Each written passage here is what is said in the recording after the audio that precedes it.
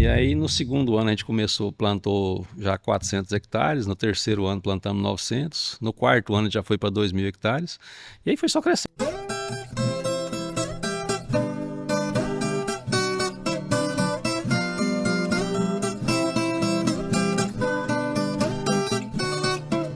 Tá, 100 hectares para testar. Não, Vamos ver o mas a que que gente, na vai. verdade, a gente já fez toda a experiência, eu Ah, acompanhei sim. amigos plantando aí vários anos, mas a gente plantou 100 hectares para fazer o primeiro experimento, mas já preparando Para mais ampliar. 300 hectares para o ano seguinte.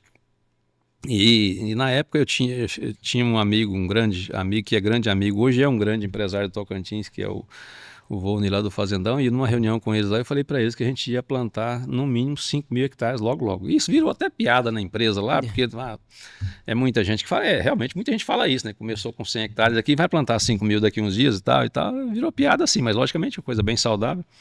E aí no segundo ano a gente plantou já 400 hectares, no terceiro ano plantamos 900, no quarto ano já foi para 2.000 hectares, e aí foi só crescendo, foi só crescendo. Atenção, Logicamente tem as dificuldades, né, que claro. preço e tudo, e é um investimento muito grande, mas é muito gratificante o quanto transforma a região, o quanto a lavoura transformou os nossos negócios, o quanto ela nos deu condição de crescimento, de estruturação. Hoje, se a gente está abatendo, a gente vai abater um lote de animais essa semana no JBS.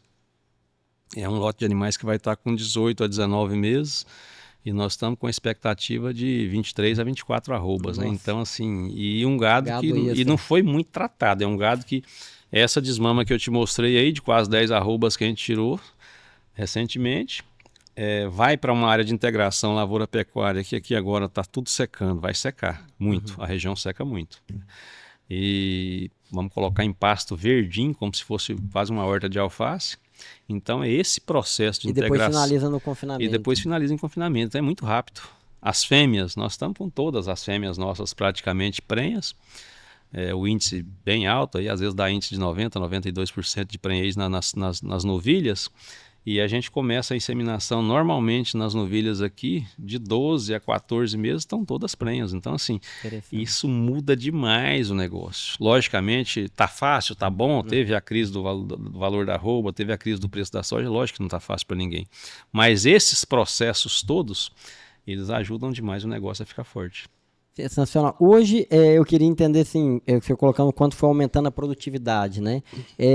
Quantas mil cabeças por ano, mais ou menos, vocês conseguem finalizar e vender para abate? Nós começamos lá atrás, o primeiro lote de boi, eu nunca me esqueço disso, que a gente vendeu 45 bois, eu tinha 18 anos, então 40 anos atrás. Inclusive, a primeira venda maior de boi que foi fazer, eu fiz, liguei no JBS, que na época era Friboi, e perguntei se eles buscavam 15 cabeças. Ele falou, não, faz pelo menos 16 para compensar a viagem aí, que era um truque, né? E a gente vendeu para eles lá, isso 40 anos atrás, vendeu o primeiro lote aí 16 cabeças, depois a gente conseguiu confinar no ano seguinte 45 cabeças, confinar assim num curralzinho de arame que a gente mesmo fez e tal. E hoje a gente tem 3 pequenas plantas, a capacidade das 3 hoje está na casa aí de 18.000, 20.000 cabeças por ciclo. E a gente consegue fazer até 4 ciclos por ano, né? Então, mais aquilo que às vezes é terminado a pasto ou terminado em semi-confinamento. 90 mil cabeças, então a gente consegue hoje fazer isso aí. Às vezes faz um pouco menos, às vezes faz até um pouco mais, mas a estruturação hoje é nesse campo aí. E mais o gado, a gente tem muita cria, né? E agora o que deixa mais resultado realmente no negócio é o gado de cria. Esse é o grande objetivo nosso, é crescer muito o número de matrizes. A gente está crescendo muito o número de matrizes, porque a gente sabe que esse é o rumo que o negócio vai ficar cada vez mais sustentável. Por quê? Porque a gente tem um custo de produção desse bezerro, a recria dele é muito rápida, você já chega com ele para confinamento às vezes aí com 14, 15 meses, e você termina ele até 20 meses. Então o ciclo fica muito rápido, a carne é a carne excelente, que talvez até pode ser futuramente uma marca de carne nossa, que a gente já tem estrutura para isso hoje, quer dizer, a gente já faz a carne premium. Só que às vezes a gente recebe boas bonificações aí das empresas, mas naturalmente não tem nada a ver com o que você vai numa gôndola aí de carne premium que você está pagando lá, né? Então a gente está te vendendo essa carne indiretamente através das empresas, mas nós não estamos sendo remunerados de acordo com uma carne qualidade premium, que tá né? entregando. A gente tem uma remuneração, uma bonificação, evidentemente, aí diferenciada e somos muito gratos aos nossos parceiros por isso, mas com certeza uma bonificação para a carne premium seria o mais adequado para a grande maioria do gado que a gente faz, que é compra, porque a gente faz gado de cria, perdão. A gente faz o gado de cria, que é esse padrão de gado, e também tem os animais que a gente compra, que esse já é um padrão mais normal de mercado. Aí, né? Que interessante. Semana passada eu gravei um podcast com o João. Como é que. João Teles. Ele é sócio do João Barcelos. E eles têm uma boutique de carne lá em São Paulo, assim, trabalham com um padrão altíssimo, né? E ele fez essa verticalização. A propriedade no Mato Grosso do Sul. E o volume, naturalmente, não é tão grande o volume que consegue levar para boutique, né? Certo. Para fazer essa venda direta. O que ele colocou? Que hoje ele já tem todo um sistema de produção para ter uma qualidade bem acima da média. Ele conta por exemplo, que ele conseguiu fazer num dado momento alguns lotes com 62% de rendimento de carcaça. E o que ele colocou? Falou, Leandro, hoje 90% do que eu produzo aqui vai para o abate normal, para o frigorífico, e 10% é que vai prêmio. Ele falou que ele faz até uma análise com ultrassonografia na carne para antes de pôr no confinamento. Então, na hora que ele tem os critérios que ele avalia ali na carne, e na hora que ele vê aquele padrão prêmio, aí 10% é que vai para o confinamento ali. Não que o outro não vá, né? Mas é um confinamento diferente que ele faz ali para realmente finalizar uma carne ali numa qualidade diferenciada. E aí ele foi contar como foi toda essa jornada, porque não é fácil. Quando você se propõe a fazer isso, é outro negócio, né? A verticalização, ela não é só mais uma empresa dentro do mesmo ecossistema, né? Claro. É um outro negócio totalmente diferente, mas eu acho que faz muito sentido essa reflexão, porque de fato hoje foi o que ele colocou muito, isso que o senhor está falando. Olha, o mercado, os frigoríficos pagam uma bonificação, mas assim, você está numa faixa de uma amplitude muito grande de qualidade ali. Ele não vai remunerar adequadamente o que aquilo vale, né? O que ele vai agregar ali de diferente no mercado. E, sem dúvida alguma, é um ponto de evolução, né? Essa questão da carne deixar de ser uma... Ali ela deixa de ser commodity, né? Claro. Eu acho que nesse momento ali, em que tem essa percepção de valor, essa marca aí, mas é muito interessante. Essa história nossa, lá no JBS é uma história bem interessante. Um dia o pessoal veio me perguntar, da onde surgiu aqui essa... Vocês matavam muito pouco com a gente, hoje mata muito gado e tal, como é que foi? Eu falei, rapaz, um dia eu estive lá, era o Silvão, que era o gerente de compras. Cheguei lá e era muito mal criado, ele era gerente do Bertin, na verdade, depois que o JBS incorporou. Aí eu cheguei lá e conversando com ele era um cara assim mal criado, dava coice em você por nada. Espera aí, depois eu converso com você. E fui lá, questão de um gato que estava batendo lá para acompanhar o abate, tá? E ia conversar com ele, gerente de compras, né? Fazer o meio de campo e tal.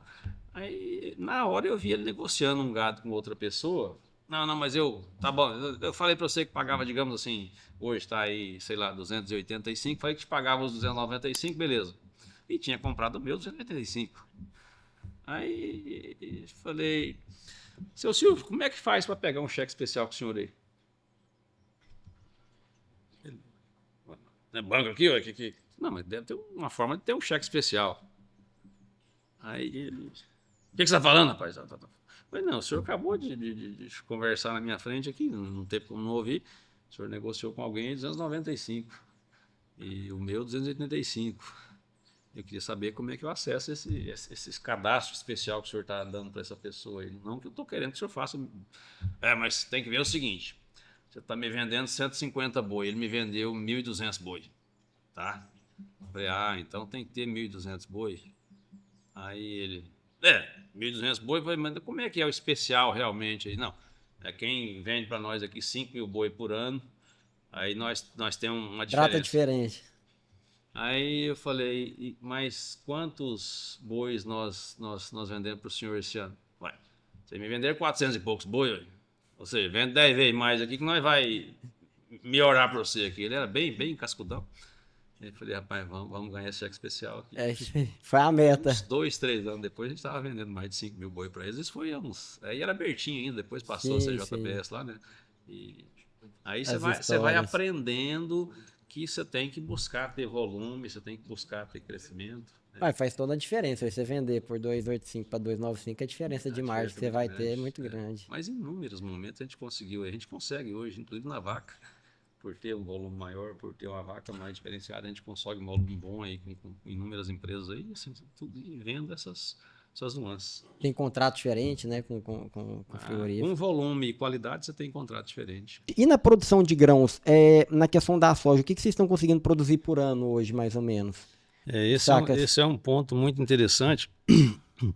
Esse ano os custos estavam muito assim, altos e a perspectiva que a soja ia ter um preço baixo. No ano passado a gente fez essa avaliação aí e todos os indicativos de analistas de mercado estavam indo por esse caminho.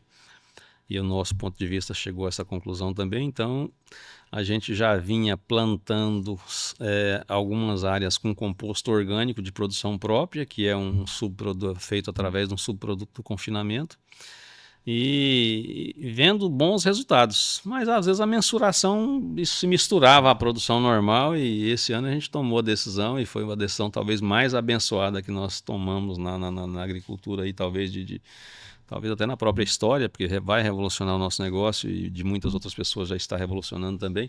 Nós plantamos todas as nossas lavouras com composto orgânico de produção própria e, logicamente, foi um ano bom de chuva para todo mundo, mas a gente teve muitas áreas que a gente conseguiu produzir de sequeiro, 85, 87 sacas. Caramba. E a nossa média esse ano ela está aí na casa de 74 sacas, a média geral. Inclusive, algumas fazendas caiu de 70 um pouco. Mas a média geral está nisso aí justamente por quê? Porque a gente teve uma produtividade muito, muito alta. E assim, o diferencial esse ano, logicamente, a chuva, primeiro Deus, que abençoou muito com a chuva, e o composto orgânico que a gente usou para o composto de produção própria. Então isso reduz bastante o nosso custo de produção e melhorou demais nossa produtividade, né? Então a produtividade aqui no Vale... É a matéria-prima aí, principalmente dos confinamentos. A base é o esterco, né? O esterco bovino e os demais produtos que você compra. A base principal talvez seja o fosfato, que a gente adiciona, e mais os demais componentes aí de micronutrientes também. E isso trouxe aí um fator muito, muito importante de produtividade para nós e com certeza vai transformar nosso negócio. Porque a gente fez também para pasto, pasto que a gente colocou, que a gente jogou o composto, fez um estudo aí para jogar uma certa quantidade e jogou, ficou assim... Imagina você, aquele pasto que estava bem degradado e a gente aplicou o composto, passou um subsolador, várias pessoas que passaram por lá, mas vocês reformaram aquele pasto muito rápido, aí vocês plantaram aquele capim agora, mas tá bonito demais da conta, tá muito verde, o que você adobou demais e tal. Realmente, nós percebemos aí que isso vai realmente agregar demais para a gente, que era um problema no passado, porque até questão ambiental, né, quer queira, quer não, hoje, até o próprio Banco da Amazônia conversou com a gente recentemente aí sobre talvez fazer algumas parcerias com pequenos produtores, que a gente já está vendendo. A gente está vendendo para pequenos produtores, a gente está fazendo troca, né? Você faz uma troca em arroba, uma troca em vaca magra, uma troca em arroba de vaca, que aí a pessoa não tem que descapitalizar para ela. Fica mais fácil. E como o volume nosso é muito grande, além de utilizar nas nossas lavouras, nas nossas pastagens, vai sobrar bastante para a gente vender. E, logicamente, é um produto a mais, é uma fonte de recursos que vai ter uma entrada a mais aí, que, logicamente, ajuda a fortalecer o negócio, né? Então, isso vai fortalecer muito, eu tenho certeza, o nosso negócio. E são quantas toneladas por ano assim que já está produzindo, que vocês produziram esse ano? Ano passado a gente fez na casa aí de 40 mil toneladas, nós usamos na casa aí de 25 mil toneladas e esse ano a gente deve fazer bem acima, a projeção é fazer bem acima, mas a conta ela é bem interessante. Se você... a conta que assim, bem de padeiro que o pessoal faz, que os analistas fazem, os técnicos, é que se você tem um boi confinado, você tem condição de fazer 1 tonelada de composto orgânico. Por quê? Porque você vai usar uma parte de fosfato, uma parte, se você quiser adicionar micros, e mais a bactéria. 1 tonelada ano. 1 tonelada. 1 tonelada por boi confinado, na verdade. Por boi confinado. Não, você vai estar com boi aí, digamos, aí 90 dias no confinamento. Nesse período ele vai gerar aí quase 1.000 quilos de esterco, e o restante você vai complementar com o que você vai adicionar no composto, né? Então é muito interessante. É muito interessante. Então, assim, eu tenho certeza que isso vai transformar muito, né, muitos negócios. até pequenos negócios. E tenho certeza também que vai ter tecnologia logo, logo, para o pequeno produzir o seu composto, talvez aí com maquinário menor. Porque...